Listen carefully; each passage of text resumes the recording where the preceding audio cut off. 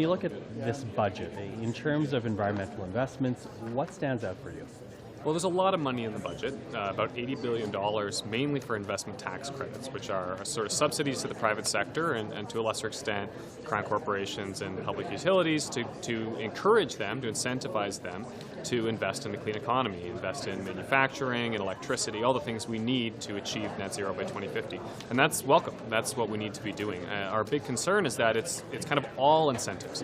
There's not a lot of direct public spending. There's not a lot of projects that would see the public own some of this infrastructure, and doesn't seem to be a real plan for what to do if the private sector doesn't play ball. Okay, if the private sector doesn't play ball, does that imply that there's not enough in here to attract the private sector? Well, it could be the case that the incentives aren't strong enough, but I would argue that we don't have strong enough sticks. There's not enough disincentive to invest in sort of business as usual. There's even some caveats in these incentives that would allow continued use of fossil fuels, abated natural gas, carbon capture for oil and gas production, and so on. So in my view, there's not a strong enough incentive to move away from fossil fuels, although I'm sure we'll see some new investment into green energy. Now, you also talk about relying on the private sector rather than more public involvement. So what exactly would that look at? When you draw that type of comparison, are there past examples that the government might have used in this budget rather than what they've done? Yeah, there's some examples, better and worse examples, but one I'll point to that I think a lot of people are familiar with is the Trans Mountain Pipeline. And that was a case where industry said, we need this. We need to get our energy to markets.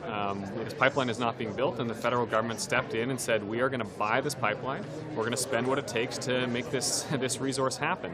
And although that project has not panned out for a lot of reasons, that level of ambition, that willingness to step in with public money to make vital infrastructure happen, we'd like to see in other areas. And a big one, for example, would be the electricity grid. We know we need a lot of investment in transmission between provinces, and this budget even talks a lot about building this coast-to-coast electricity grid, and we would love to see that.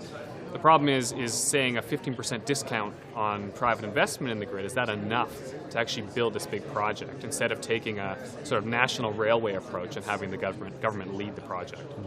Now, of course, there is a lot on the line, because more than just the environment, which of course people point to as being this existential threat, it's also about the economic prosperity of Canada. Just how important was this budget in terms of trying to secure that type of prosperity for the years to come? Well, it steps up to the plate, absolutely. We know that the clean economy is the future of the global economy, and the choice for Canada is not whether we keep burning fossil fuels or not, it's do we actually keep up with the rest of the world. We know the U.S. is moving hard in this direction, we know the EU is moving hard in this direction, and so on.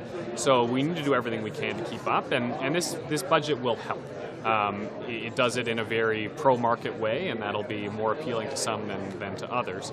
But it is at least a serious climate budget.